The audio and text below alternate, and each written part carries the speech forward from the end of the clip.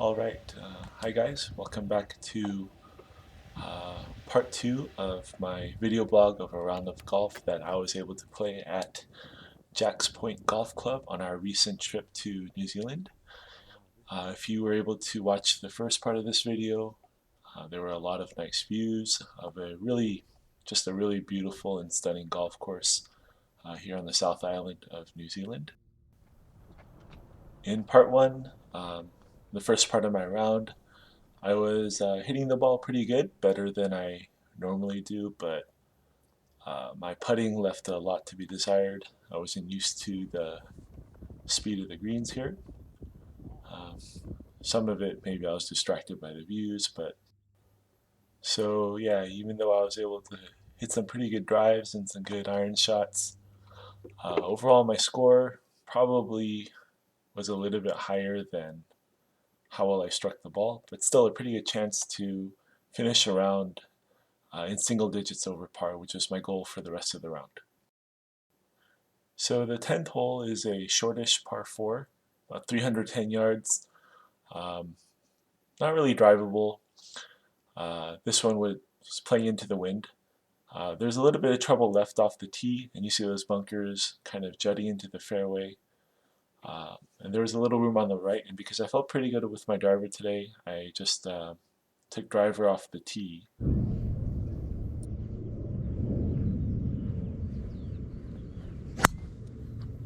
Caught it a little thin, was leaking right, but Hey, not bad! Fairway! so yeah, it worked out. Rachel liked it, but driving up to the hole, driving down the fairway, I realized it wasn't a long hole.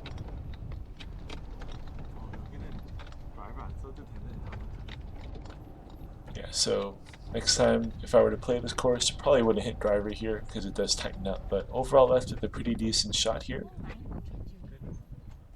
About 60 yards from the green with a little pitch, hoping to make par or maybe better with a good shot.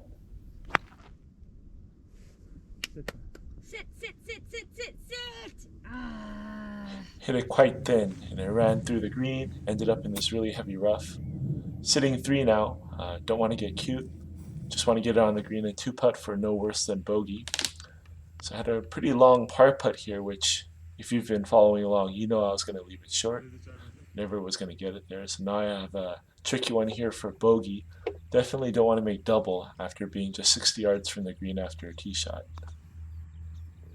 So was able to convert that for bogey, limit the damage after a poor pitch. Moving on to the par 3 11th. Again, same direction as hole 10, so we're playing a little bit into the wind. The wind is coming off the lake and also left to right. You can see the bunker is short of the green. My rangefinder said it was about 140 to clear though, so I decided to hit my 160-65 club, my 7-iron, trying to keep it low and out of the wind. A little knockdown.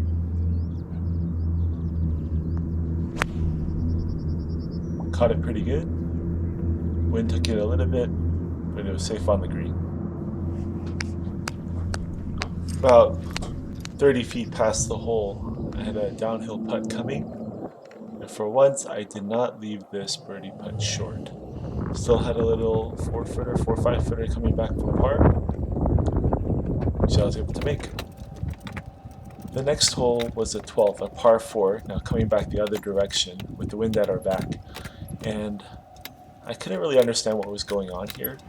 The hole is like a dogleg right, and there's only like 170 to carry this bunker, but also if you hit it too far, there is that trouble up there to the left, like a little brush tree area, which you can definitely reach with your driver, and then this hazard all along the right. So didn't really know what to do here off the tee with the wind at my back. So when in doubt, just hit driver, right? So I figured I just hit a nice little easy one, but this was not a fade. This was a low slice that I wasn't quite sure where it ended up. We in fact had to look for it quite a bit, and you'll see here in a little bit, it ended up behind this bush. And I forgot to tell Rachel to start recording. I just basically had to hack it out. And so now I'm hitting my third from about 80 yards. Pretty decent one there. Got it on the green with a decent chance to save par, no worse than bogey. So I had about 25 feet here, and I'm going to ram this like 10 feet past the hole, because I've definitely learned my lesson. Or not.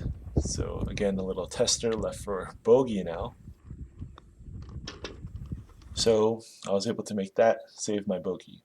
Moving on to the next hole, it was a par 3 13th, about 145, 50 yards. The pin was in the front-ish today. Here's a little look at it as you go driving in. You can see most of the trouble is this waist area out to the right.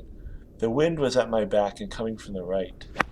So I tried to hit a low little punchy shot again.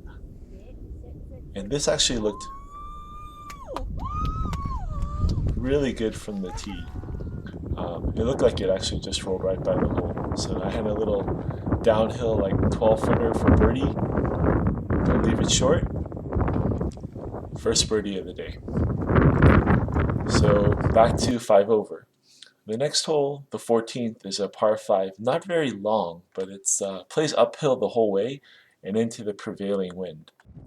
And so while we were driving up to the hole, we're looking out and it looks like there's like storm clouds out there, and it was already really windy. And you know, I'm obviously good enough to play in really windy conditions, but when you throw in some rain, my delicate constitution just can't handle that. So we at this point actually decided to drive into the clubhouse to try to wait out this rain that was coming. In fact, there were some raindrops falling. So the time between my birdie on the last hole and this tee shot was about an hour. And you can see the storm had cleared a little bit and the sun was out a little bit, so we're back in business. Hit a pretty good shot. Again, dead into the wind. The par 5 is only 485, but play straight into the wind. So when I got to my ball, I still had like 250 plus left. I was like, all right, I'm just gonna choke down on a 5-iron, try to advance it, keep it low underneath the wind. Did okay there, but the wind definitely grabbed it. I was left with just under 100 yards for my next shot. Again, uphill into the wind. And I remember, okay, I'll just hit like a little knockdown 9-iron. 100 yards should be plenty of club, right? Well, the wind just grabbed this one and it ballooned straight up into the air, and it came up short. Oh, wow. And I was pretty shocked at that. I only ended up going like 75 yards. So I had a little chip for my 4th. Hit a pretty good one there, leaving me about this 10-12 footer for par. You can really see the wind rattling the flagstick here. And that's what I'm going to blame on me leaving my par putt short. So tapped in for bogey. Kind of disappointing. I actually hit a good drive, a good second, a good third, but ended up walking away with bogey. Anyway, moving on to the next hole. The 15th is a par 4. Same direction as the 14th, so dead into the wind. You'll see those cool little rock formations on the left side of the fairway. I guess it's like the signature little land features here on this course. Anyway, try to hit a low sawed-off driver, keep it underneath the wind, and turned out really well. Left myself just under 100 yards.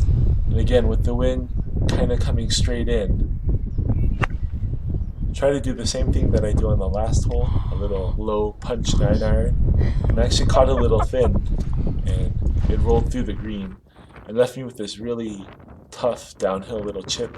It was downhill, downwind the whole way. The wind is going straight left to right here, and this was a really tough one. I just landed it in the fringe, and it was downhill all the way to the pin, and fortunately this one worked out really well.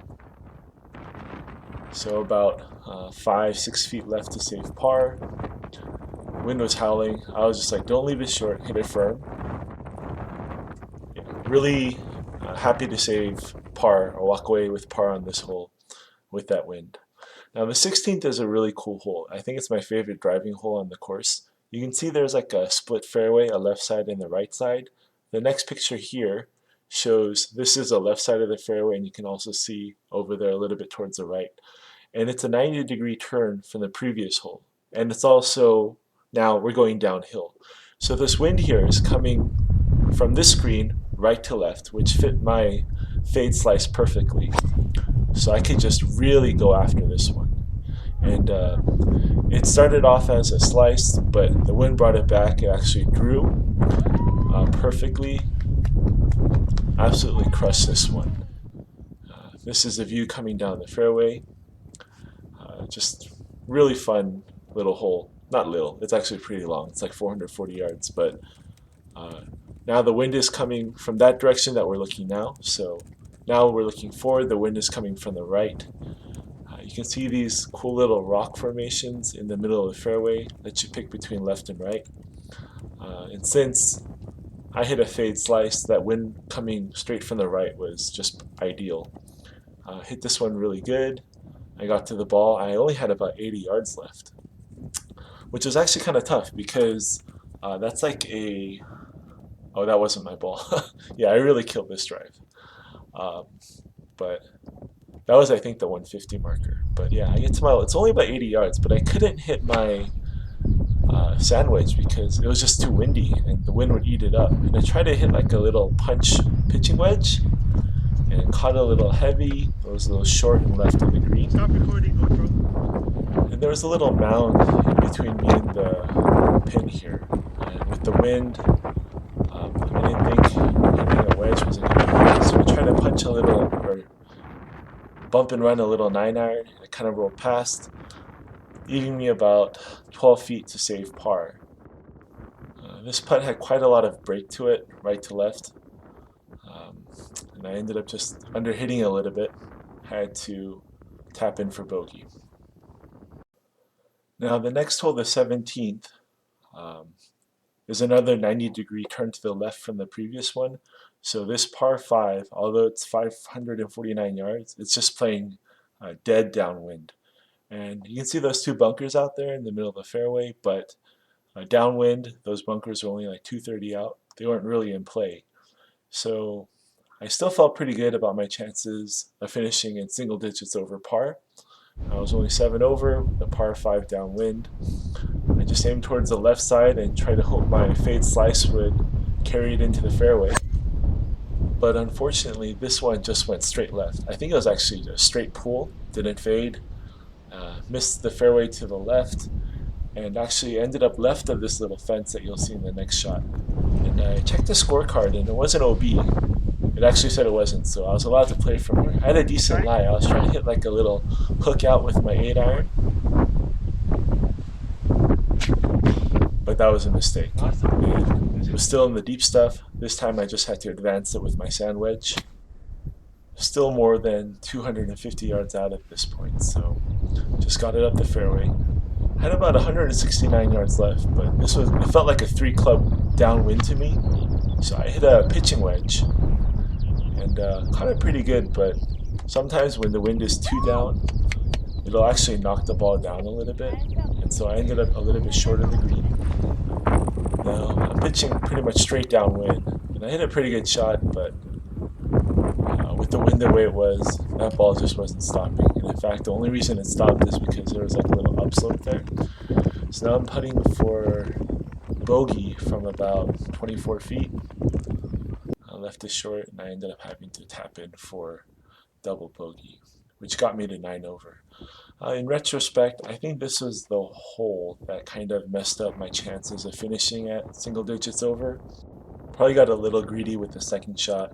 Probably should have just hacked out into the fairway, taken my medicine, and played 3 from there, but tried to do too much.